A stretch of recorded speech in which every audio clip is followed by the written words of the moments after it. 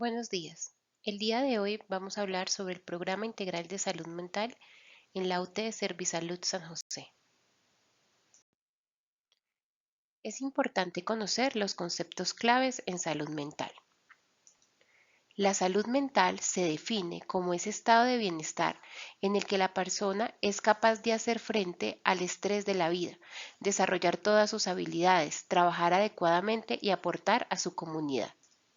De igual manera, la promoción de la salud mental se define como el conjunto de procesos orientados hacia la transformación de los determinantes que afecten la calidad de vida, en procura de la satisfacción de las necesidades y los medios para mantener la salud, mejorarla y ejercer un control de la misma. La atención integral e integrada se define como la concurrencia de talento humano y los recursos suficientes y pertinentes para responder a las necesidades en salud mental de la población. Hay aproximadamente 20.000 pacientes que tienen algún diagnóstico de una patología en salud mental. De ellos, el 69% pertenece al género femenino y el 31% al masculino. Asimismo, como podemos visualizar en la pirámide poblacional, se encuentran principalmente en las edades desde los 35 años a los 75 años. Es decir, en los cursos de vida de adultez y vejez. Dentro de la clasificación del riesgo en salud mental, encontramos tres grupos de riesgo como podemos observar en la pirámide actual. En la base de la pirámide encontramos a la clasificación de bajo riesgo. Allí encontramos todos los problemas psicosociales o relacionados con el estilo de vida y baja adherencia a tratamientos.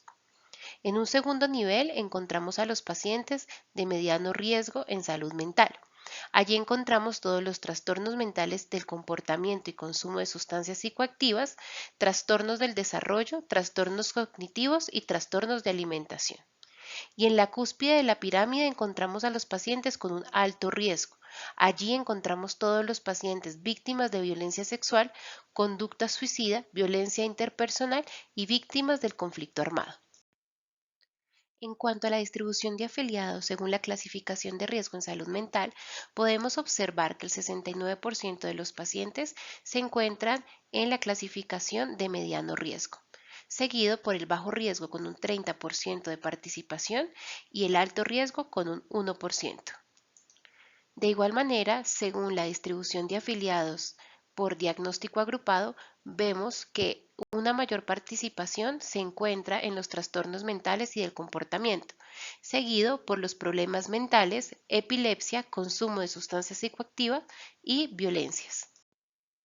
De acuerdo a la distribución de nuestros pacientes, según las regiones, vemos que la mayor proporción de pacientes se encuentra ubicado en la ciudad de Bogotá, donde tenemos 16.703 pacientes, correspondiendo al 76% de toda la población con alguna patología en salud mental, seguido por el departamento de Cundinamarca y nuevos departamentos.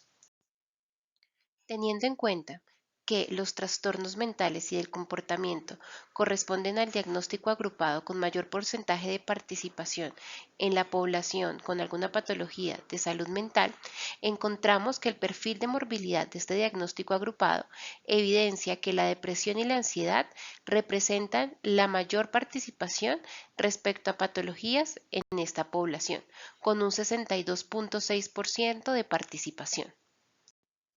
En el programa de salud mental se cuenta con un equipo interdisciplinario que se encarga de promover los estilos de vida saludables y fortalecer los factores protectores en salud mental, dar un manejo de los síntomas psicológicos y brindar una atención especializada.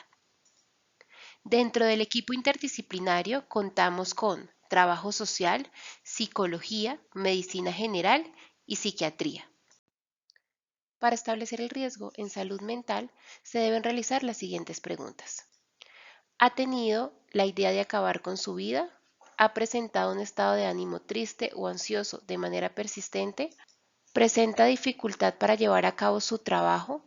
¿Oye voces sin saber de dónde vienen o que otras personas no pueden oír? ¿Ha consumido sustancias psicoactivas?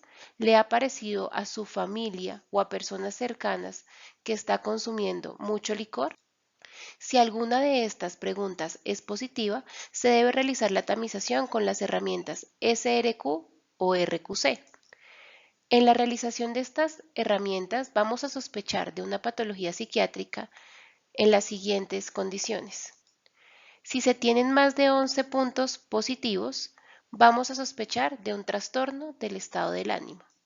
Por otro lado, si se tiene una respuesta afirmativa entre las preguntas 21 a 24, sospechamos de una psicosis.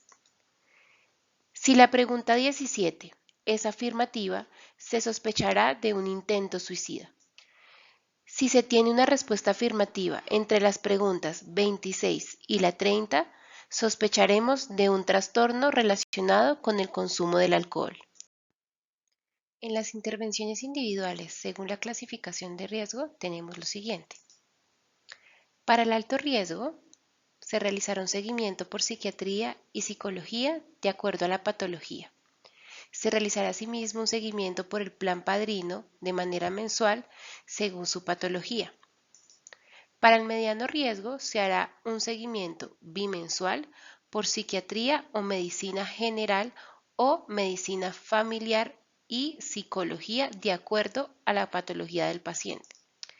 Por otro lado, para el bajo riesgo se realizará un seguimiento de manera trimestral por medicina general o familiar, trabajo social y o psicología. Asimismo, según la clasificación del riesgo, también se cuentan con intervenciones colectivas.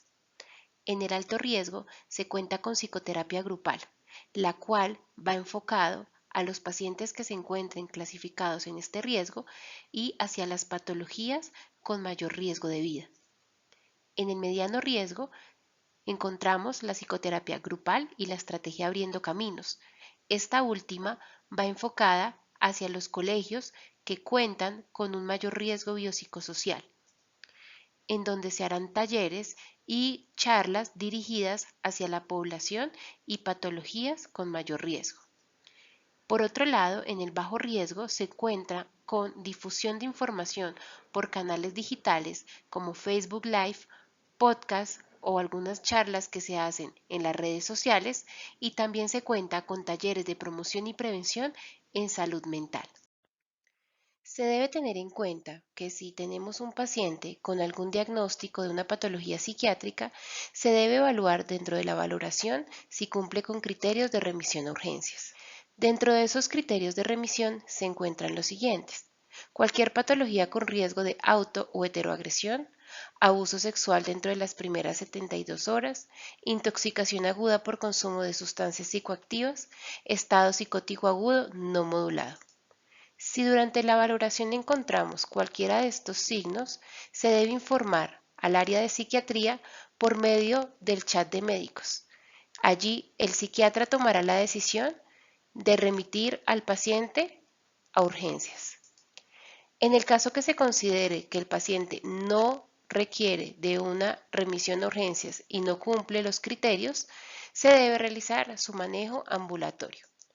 En el caso que se considere que sí cumple con criterios de remisión a urgencias y se tenga el aval por el área de psiquiatría, se debe informar al centro de referencia y contrarreferencia.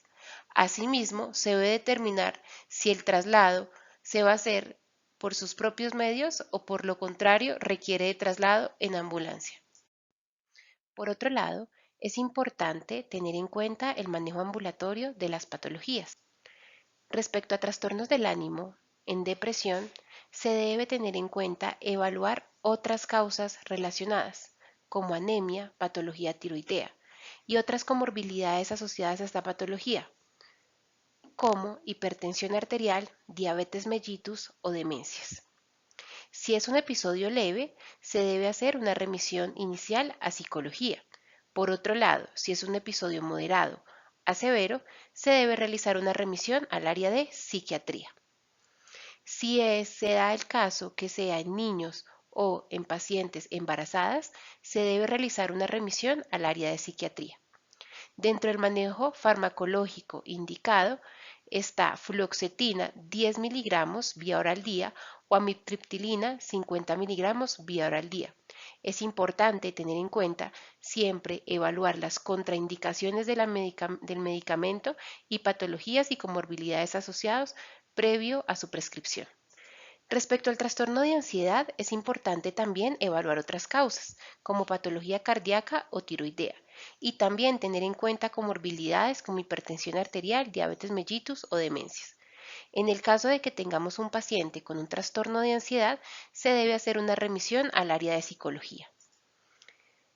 En intentos y conductas suicidas, se debe realizar una remisión prioritaria al área de psiquiatría y psicología, si la idea no es estructurada. Por otro lado, si la idea es estructurada, se debe realizar una remisión al área de urgencias. Siempre ante un intento suicida o una conducta suicida, se debe realizar una ficha de notificación obligatoria, SISBECOS, y reportar al área de enfermería.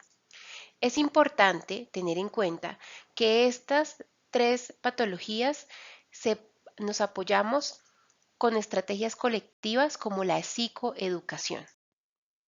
Respecto al seguimiento de estas tres patologías, en la depresión, en el episodio leve, el seguimiento lo realiza el área de psicología de manera bimensual y medicina general de manera trimestral. Por otro lado, si se trata de un episodio moderado a severo, se va a realizar el seguimiento según criterio del especialista, 1 o 2 veces al mes hasta modulación de los síntomas y luego cada 3 meses. En el trastorno de ansiedad, el seguimiento es realizado por el área de psicología de manera mensual hasta modulación del cuadro clínico y medicina general de manera trimestral una vez se haya modulado el cuadro. En el intento suicida, psiquiatría y psicología realizan el seguimiento según modulación de la sintomatología. Asimismo, se ingresa al seguimiento por plan padrino, el cual se realiza a los 15 días, luego mensual, por 3 meses o hasta modulación de los síntomas. En la atención inicial o ambulatoria de las violencias, respecto a violencia sexual, se debe realizar una ficha de notificación, CVIM, y reportar al área de enfermería. Si el evento ocurrió dentro de las 72 horas, se debe remitir al área de urgencias para realización de la profilaxis, laboratorios y cadena de custodia. Por otro lado, si el evento ocurrió posterior a 72 horas, se debe reportar a coordinación médica para priorizar la atención médica y solicitud de paraclínicos según pertinencia. Entre ellos se debe solicitar prueba de embarazo y perfil infeccioso. Siempre, en todos los casos, se debe solicitar valoración por trabajo social, psicología y psiquiatría. En víctimas del conflicto armado, se debe realizar una atención inicial de manera integral. Si se identifica algún riesgo psicosocial, se debe ingresar a la ruta de salud mental, la cual va a ser atendido por psicología y trabajo social. En cuanto al caso de víctimas del conflicto armado, se debe realizar una notificación obligatoria si se asocia a algún otro evento en salud pública. Si se tratan de casos de otras violencias, se debe realizar la ficha de notificación obligatoria CIVIN o CIVELSE y se debe reportar al área de enfermería. Se debe remitir al área de psicología y trabajo social para realizar el respectivo seguimiento. Respecto al seguimiento ambulatorio de las violencias, es importante tener en cuenta que en la violencia sexual se realiza el seguimiento en plan padrino a los 15 días del evento, al mes, 3, 6 y 12 meses, según la resolución 459 del 2012. Asimismo, se hará un seguimiento específico por el equipo interdisciplinario según necesidad. Por otro lado, respecto a las víctimas del conflicto armado, se realizará un seguimiento mensual por 6 meses y luego semestral mínimo por un año. Se deben ingresar a la ruta de salud mental si se identifican algún otro factor de riesgo. Respecto a otras violencias, se hará seguimiento por plan padrino una vez al mes por 3 meses. Posteriormente se realizará un seguimiento específico por el equipo multidisciplinario según la necesidad del caso. Respecto a otros trastornos priorizados, tenemos al trastorno psicótico. Allí debemos descartar el consumo de sustancias psicoactivas o delirio por condiciones médicas, como sepsis, trauma cerebral, infecciones cerebrales. Se debe remitir al área de psiquiatría y si tenemos sintomatología psicótica activa al momento de la valoración, se debe medicar con haloperidol de 3 a 20 miligramos vía oral día. Respecto al consumo problemático de alcohol, se debe realizar una clasificación del riesgo mediante la herramienta ASSIST o AUDIT. Si el riesgo es bajo a moderado, se debe realizar una remisión al área de psicología y trabajo social. Si tenemos por otro lado un riesgo alto, se debe realizar una remisión a psiquiatría. Siempre se debe realizar una ficha de notificación obligatoria a VESPA en menores de edad y embarazadas y reportar al área de enfermería. Para el seguimiento de otros trastornos priorizados, en el trastorno psicótico realizamos seguimiento por psiquiatría según sea la pertinencia, inicialmente mensual hasta la modulación del cuadro. Asimismo, en el consumo problemático de alcohol realizamos el seguimiento según sea la clasificación del riesgo. El riesgo bajo a moderado hacemos seguimiento mensual y medicina general y trabajo social trimestral. Y en el riesgo alto, seguimiento por psiquiatría según pertinencia. Es importante tener en cuenta la psicoeducación como estrategia colectiva para la intervención de todas estas patologías. La psicoeducación consiste en explicarle al paciente que su patología o condición clínica tiene un manejo y puede ser controlado, abordar los diferentes factores psicosociales actuales durante la intervención, incentivar la importancia de continuar con las actividades sociales, educativas y laborales, educar sobre la adherencia al manejo médico farmacológico y no farmacológico, abordar el tema de higiene de sueño, incentivar las actividades que sean placenteras para el paciente, enseñar a reconocer pensamientos o ideas autolesivas y buscar ayuda cuando sea necesario, involucrar a la familia o personas cercanas en el tratamiento. Si se trata de un caso de consumo de sustancias psicoactivas, se debe intervenir para evitar tener bebidas alcohólicas en casa, evitar asistir a sitios donde se consuma habitualmente sustancias psicoactivas y siempre durante la intervención explicar las consecuencias del consumo. Muchas gracias por asistir a la capacitación del programa de salud mental. Esperamos esta sea de utilidad en su práctica diaria.